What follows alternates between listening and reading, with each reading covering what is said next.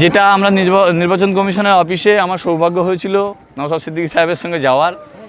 নির্বাচন কমিশনের দপ্তর থেকে যেটা বলেছেন, ওনাদের যে সিইও ছিলেন তিনি ট্রান্সফার হয়ে গেছেন, তিনি নেই, নূতন কেউ আসবেন। আসার পরে যেটা ট্রাইব্যুনাল যেটা তৈরি হয়েছিল সেটা কোর্টের মাধ্যমে তৈরি হয়েছিল। এবার কোর্ট যেখানে হস্তক্ষেপ করে সেখানে বাকি কেউ কারো কিছু করার থাকে না। ওনারা কোর্টের কাছে যাবেন যাতে এটা দ্রুততার সাথে হয় এবং সেটা বিডিও অফিসের মাধ্যমে বা বিএলওদের মাধ্যমে যাতে হয়, যেটা বাড়ি এসে যেটা যেভাবে হচ্ছিল সেই প্রসেসটা ফিরিয়ে আনার জন্য ওনারা অ্যাপ্লিকেশন করবেন। প্লাস আমাদের দলের যারা আইনজীবী আছেন, নওশাদ সিদ্দিকী সাহেবের যারা আইনজীবী আছেন তিনিও কথাবার্তা বলছেন খুব তাড়াতাড়ি আমরাও কোর্টে যাচ্ছি এই একই দাবি নিয়ে, যে আবার পুরনো যে সিস্টেম বিডিও অফিসে পাঠানো বা এসডিএ বিডিও অফিসের মাধ্যমে বিএলওদের মাধ্যমে আবার পুনরায় নূতন করে যাদের নাম বাদ গেছে তাদের পেপারসপত্র চেক করে বৈধ যারা তাদের নামগুলো তোলা হোক এবং সেটা খুব তাড়াতাড়ি আপনারা রেজাল্ট পাবেন।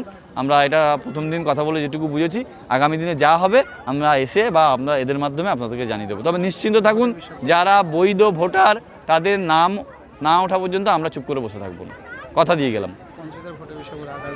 পঞ্চায়েত ভোটটা তোমরা বলবে, আমি কেন বলবো? বাকি যা আছে আগামী দিনে কুমারজল পঞ্চায়েত কিন্তু আমাদের চাই, সে দায়িত্ব আপনাদের নিতে হবে, আমার মায়েদের দিদিদের বোনদের সে দায়িত্ব নিতে হবে।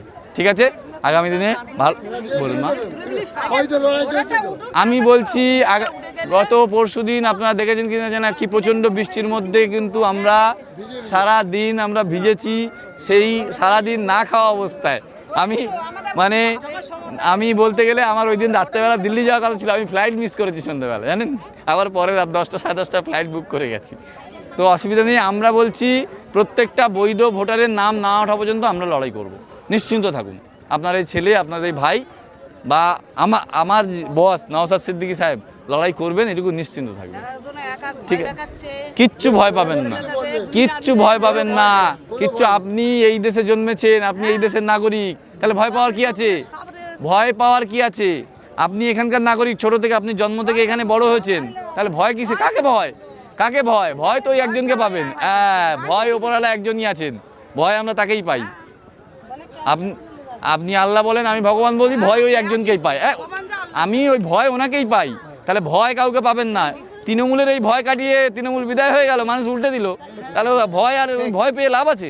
নিশ্চিন্ত থাকুন, ভয় পাওয়া মানেই সমস্যা, ভয় পাবেন না। আপনি বৈধ ভোটার, আপনি বাংলাদেশ থেকে আসেননি, নিশ্চিন্ত থাকুন। আমরা আমাদের লড়াই জারি আছে এবং প্রত্যেকটা নাম উঠবে, এটুকু আমি আশ্বাস দিলাম।